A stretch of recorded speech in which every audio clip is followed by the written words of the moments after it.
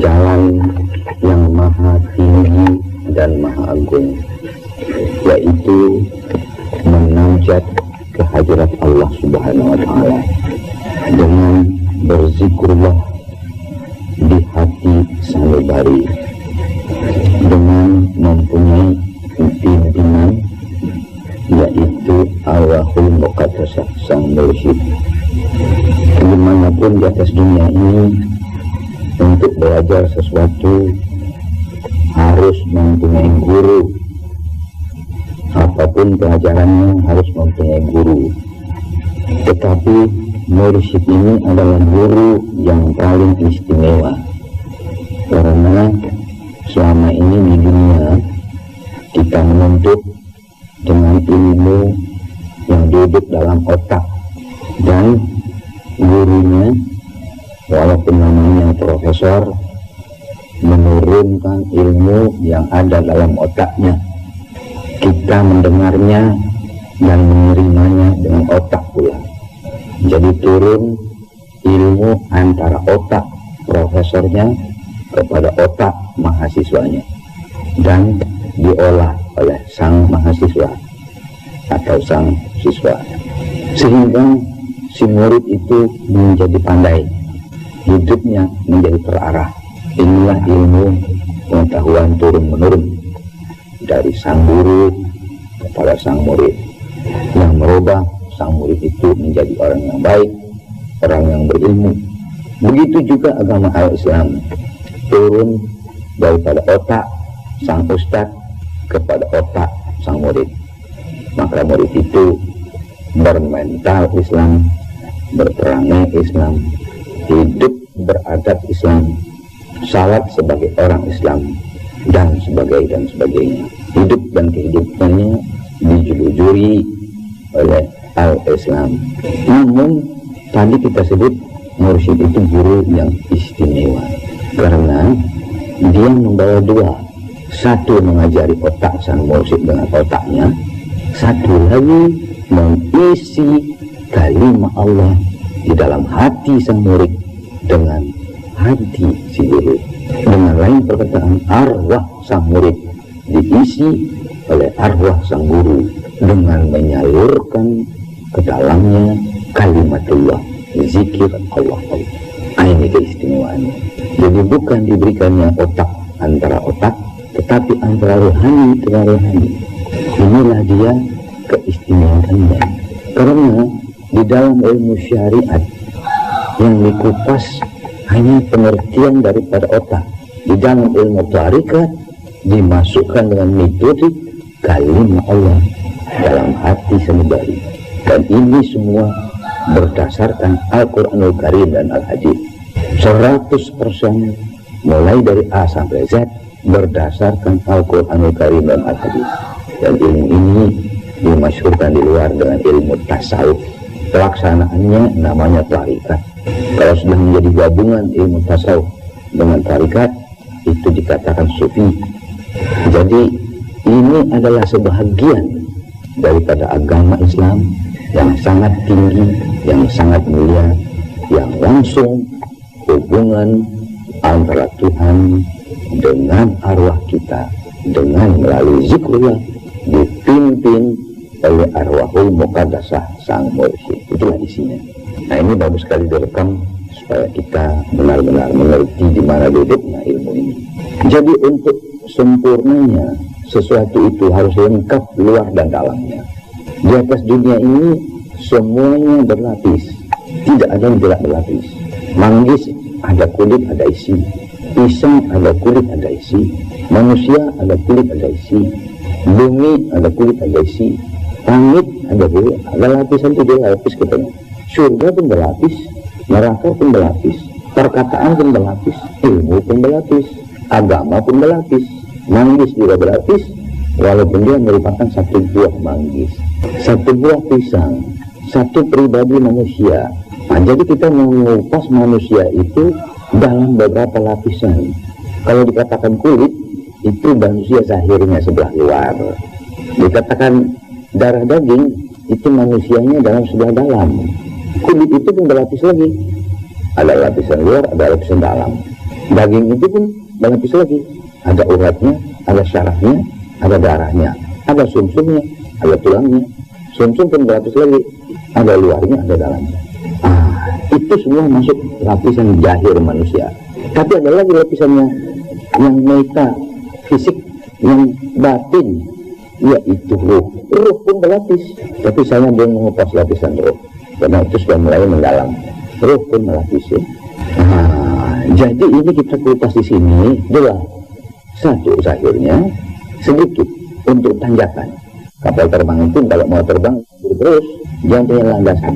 Landasan itu namanya lapangan terbang, baru dia terbang menanjak. Nah ini itu ya, landasan kita adalah syariat, adalah hadis dan Quran yang kita dengar diturunkan oleh guru. Sesudah kabur tinggal landas. Kalau gitu, kalau ribut gitu ya, tinggal landas. Kalau tinggal landas dia mulai menajat ya, dalam arwahul muqaddasah, menuju kepada Allah Subhanahu wa taala. Kita berzikir di hati sanubari. Apa betul ada ayat Quran? Ada, masa main-main dalam agama? Kalau agama ini jangan ganggu, masuk dalam tik kamu punya batu. Dalam agama tidak boleh keluar daripada hadis dan Quran. Kalau sudah pelaksanaan agama tidak boleh keluar daripada hadis dan Quran. Hadis dan Quran itu intisaripati aksioma. Penerangannya Al-Quran dalam hadis. Penerangan penguatan hadis ucapan Khulafaur Rasyidin, khalifah Allah. Penguatannya musyawarah ulama yang tabi'in. Penguatannya qiyas, ilmu alam yang luas. Itu adalah sunnatullah, firman Tuhan yang tidak tertulis dalam Al-Quran tapi termaktub dalam Al-Quran. Begitu hebatnya itu garis hidup itu. Gimana tukang batu itu? Bawa ya dia. Saya tukang batu keluar ya, mengganggu itu. Saya kalau bicara tidak mau diganggu. Ini firman-firman yang saya bicarakan ini. Hadis-hadis firman Tuhan yang saya bicarakan ya. Orang baca Quran pun diam, batuk pun tidak boleh. Jadi oleh sebab itu bagian lapisan sebelah dalam nih. Jadi oleh sebab itu ini dia waskur rabbaka fi nafsika tadarru Allah infatu waduna jahdi. Zikirlah dalam dirimu dengan tunduk dan tadarru, khidmat, merendah diri kepada Tuhan dan berzikir dalam Tuhan dengan tidak berbunyi, waduna jahri, hening-hening, berkekalan, berkepanjangan. Janganlah engkau termasuk orang yang lalai. Jangan termasuk orang yang nggak mau zikir. Kalau nggak mau zikir, bermula mereka yang tidak mau zikir diturunkan seekor setan yang menjadi kawan hidupnya selama hidupnya. Wah, itu ancaman Tuhan. Siapa yang banyak berzikir, dihapuskan dosanya dunia dan akhirat, diberi pahala yang sebesar-besarnya. Wah, siapa yang berzikir, Tuhan ingat akan dia, ya santuni. Siapa yang zikir, diberi Tuhan rezeki limpah ganda. Wa allawis taqamal barikati laskainahum 100%, 1000% kalau ada 1000% berdasarkan Quran dan hadis. Maka itu engkau ini sangat berbahagia datang kemari. Apa di sana tuh di luar tuh nggak ada Tuhan? Ada, tapi cara menghubunginya nggak pandai orang itu. Kenapa? Nggak diajarkan. Jadi inilah dia cara menghubungkan diri kepada Tuhan. Salat itu apa pula itu? Oh, itu juga. Salat itulah metodik untuk menghubungkan diri kepada Tuhan. Tetapi salat yang berisi ini, mana ayatnya? Wa zakara asma rabbihi fasalla. Zikir engkau akan Tuhanmu, baru tegakkan salat. Walah, jadi selama ini kita kekurangan. Walah, sudah benar, sudah barang tentu kita berkekurangan selama ini. Karena apa? Selama ini kita hanya diajar zahir kita menghadap kepada Tuhan. Amanah dia. Yang kau sucikan zahirmu, yang kau udukkan zahirmu, yang kau hadapkan ke kiblat zahirmu, yang membaca dua kalimat syahadat zahirmu, yang membaca ayat Al-Quran Al-Fatihah zahirmu. Ruhmu sudah disucikan itu. lupa. Nggak tahu. Ala roh itu yang akan menyeberang ke kubur. Badanmu yang diajar itu masuk dalam tanah. Ruhmu itu mau menyeberang ke kubur. Selama ini pernah disucikan. Sedangkan Tuhan mengatakan la yamassahu illal mutahharun. Tidak dibenarkan engkau menyentuh Quran itu kalau nggak disucikan. Nggak bisa mengamalkan kalimat Allah kalau nggak disucikan. Maka tadi malam dimandikan supaya suci. Orang mau masuk Islam disucikan, dimandikan. Orang mau naik haji begitu juga. Orang mau kawin suruh mandi juga. Karena perkawinan itu adalah suatu barang yang suci yang ditentukan suruh Allah dan sunnah Rasul bagi siapa yang mampu. Suruh Allah dan sunnah Rasul bagi siapa yang mampu. Nah, jadi disucikan. Apalagi menerima zikrullah ini, waduh, disucikan. Sucikannya bagaimana? Mandinya ini dia. Yang jasmani menyentuh air jasmani, menyentuh jasmani kita. Air kalimat Allah yang ada di dalam air itu menyentuh, mensucikan arwah kita. Jadi badan jasmani dengan jasmani air, ruh kita dengan isi kalimat Allah itu, isi air. Rasulullah kan disucikan juga. Waktu dia mau menajak ke Tuhan, dimandikan dia, disucikan dengan air Zam-Zam, air Kausar, air Mahfuz, air Nur kalimatullah. Mandi dibelah dadanya katanya. Dibelah dadanya. Kata orang awam dibelah dadanya operasi. Oh bukan. Bagi awam dokter operasi dibelah dadanya. Iya. Ini Rasulullah jasmani rohaninya yang akan berhantu kepada Tuhan. Jadi rohnya itu. Nah ini di sini begitu juga. Metodenya sama. Coba pikir. Kalau hanya Rasulullah yang boleh ketemu sama Tuhan dalam Isra Mirajnya, ngapain kita? Jadi kita di mana tinggal? Corot. Tinggal di limang di bawah itu di lumpur. Rasulullah datangnya untuk dirinya dan untuk dunia. Kita termasuk dunia. Kalau Rasulullah begitu kita kok tinggal? Itu bukan umat dibawanya itu. Kita ikut menurut dia. Jadi di belah dadanya. Inilah dia caranya. Karena agama itu akal.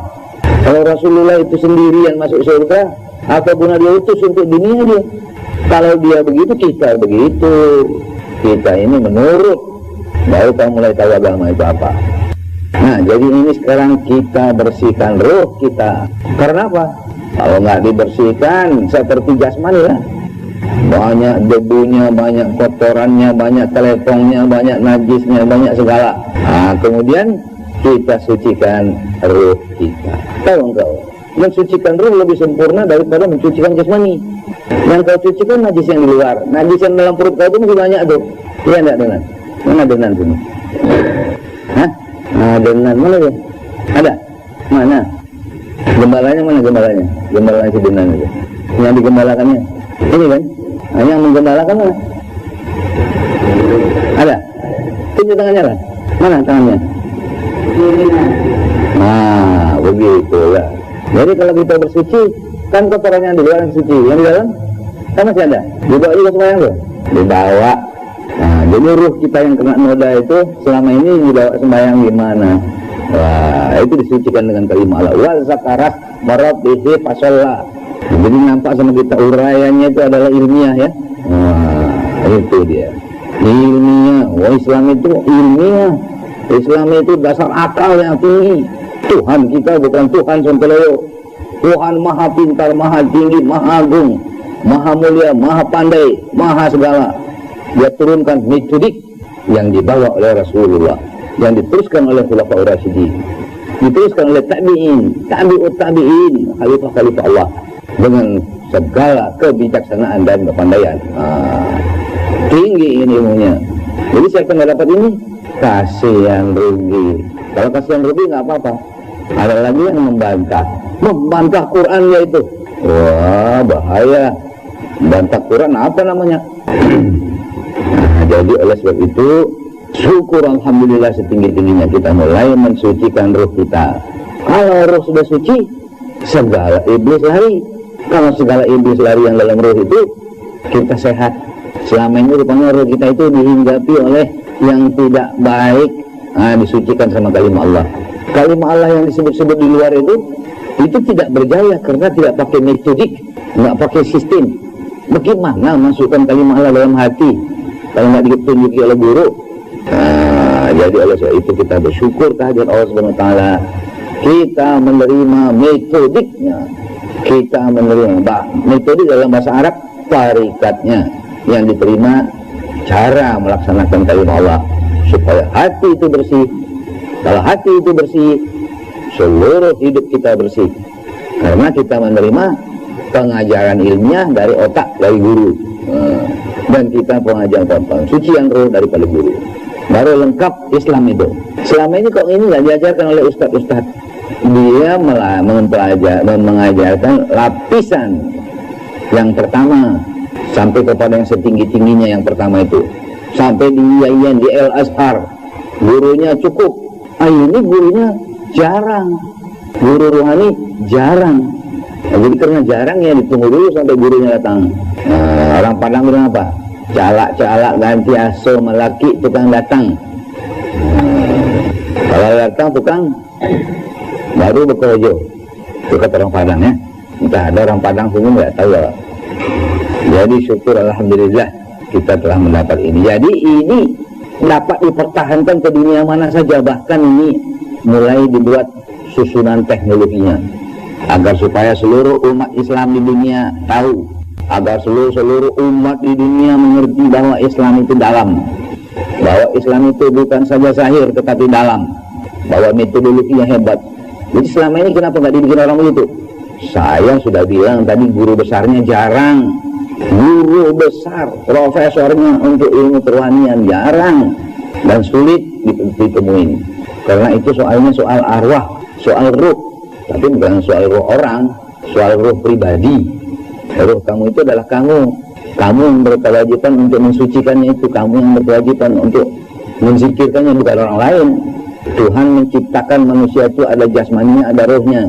Jasmaninya diajarnya itu sudah berubah, rohnya juga diajarnya. Nah, kalau yang ini diajar oleh ustadz sampai ke universitas, yang ini diajar oleh syekh mursyid. Tapi syekh mursyidnya itu mesti jagoan ya. Ustadz entah berapa banyaknya sekarang ini. Yang ini jarang. Jarang. Dia mesti ahli kerohanian, jarang itu. Tapi mesti adanya orang. Kalau tidak bagaimana membersihkan ruh? Kalau nggak bersih ruh itu ternoda, dia kotor. Kalau nggak masuk surga dia. Bagaimana orangnya? Ya ayat Tuhan nafsul mutmainnah, ruh yang suci. Itu dipanggil oleh Tuhan. Ya ayat Tuhan nafsul mutmainnah, ruh yang suci. Irji'i ila rabbika radiyatan mardiyah. Fadkhuli fi ibadi wadkhuli jannati. Ruh yang suci, engkau telah diridhoi dan meridhokan, marilah masuk dalam surgaku.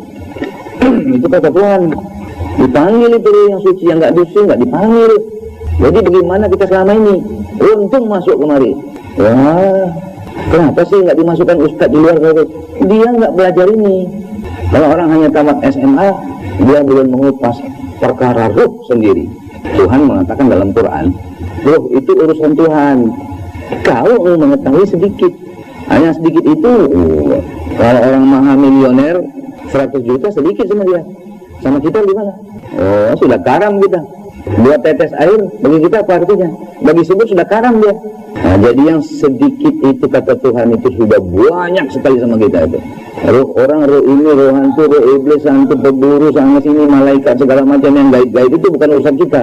Tapi yang ruh kita ini adalah urusan kita. Rumah tangga kita urusan kita, keluarga kita urusan kita, pribadi kita urusan kita, badan kita urusan kita, ruh kita urusan kita. Siapa yang mencucikan badan kita? Yang membersihkan badan kita siapa? Kita. Masa Tuhan? Yang mensucikan roh kita siapa? Kita. Masa Tuhan? Aku tidak rubah nasibmu sebelum engkau merubah dirimu sendiri. Itu urusan kita. Selama ini kenapa nggak disucikan? Tidak ada ustadznya. Jadi ustadz itu mesti belajar lalu. Iya. Malu dia, Allah nggak mau yang Tuhan mengatakan tuntutlah ilmu dari buayan sampai ke yang lahat, sampai gaek, sampai ratusan tahun pun mesti menuntut ilmu. Itu berapa banyak profesor masih menuntut ilmu? Bukan main itu. Jadi ini barangkali paling tinggi umurnya berapa nih? 50 ya, perlu. Tahu kalian? Sedangkan profesor dalam bidangnya di dunia masih menuntut ilmu bidang dia. Profesor doktor di dunia dalam ilmu fisiologi masih menuntut ilmunya, masih kurang lagi. Apalagi ustadz, masa malu menuntut. Profesor doktor dalam ilmu kedokteran masih menuntut ilmu. Karena penyakit kanker aja belum bisa diobat, penyakit liver nggak bisa diobat, penyakit reumatis pun nggak bisa, masih dituntut orang itu, masih sekolah dia. Walaupun sudah banyak yang berobat ilmu kedokteran, sama dengan ustadz. Walaupun sudah banyak orang yang diislamkannya, dia mesti menuntut ilmu lagi. Kalau tidak, rugi dia. Nah, ini yang sudah panjang lebar ya. Gunanya supaya apa? Supaya mengerti kalian apa ini tarikat. Jangan ikut-ikutan. Nanti kata orang di luar, itu tarikat katanya begini. Orang nggak tahu kok cerita. Nggak tahu dia itu cerita dia. Katanya telur itu hitam. Warnanya hitam. Bentuknya 4 segi. Entah gepeng katanya. Kalau digoreng dimakan pahit katanya. Itu orang nggak tahu telur. Telur warnanya putih, bentuknya bulat, digoreng dimakan enak, ya kan? Iya. Kalau orang nggak tahu dia kira telur itu busuk. Yang telur busuk ada juga. Berarti kalau orang bilang telur nggak ingat yang busuk itu. Nah, itu sekian kita punya uraian. Mudah-mudahan kita mengerti ya. Itu babak pertama. Babak pertama. Jadi sebelum saya tinggalkan babak pertama, itu zikirullah di hati sanubari 5.000 sehari semalam. Nanti ini khalifah-khalifah yang terangkan sama kalian. Ayah terangkan di sini ilmiahnya. Orang tuh nanti melaksanakan amalnya, ngajarkannya. Nah itu ilmiahnya, jadi jelas. Ayah ini seorang profesor, tapi juga tuan syekh, profesor dalam ilmu pasti, ilmu eksakta, ilmu fisika, ilmu kimia. Jadi saya tidak akan mengeluarkan perkataan yang bertentangan dengan hukum-hukum alam, dan saya tidak akan mengeluarkan bertentangan dengan hukum fikih, dengan hukum syariat Islam, dengan hadis dan Quran, tidak, dan dengan ilmu pengetahuan, tidak. Ini uraiannya yang tadi itu kami belum pernah dengar, Ustadz pun belum pernah dengar, karena belum pernah dipelajarinya, karena ilmunya dia itu nggak ada orang ilmunya sempurna, tambah lagi ke atas.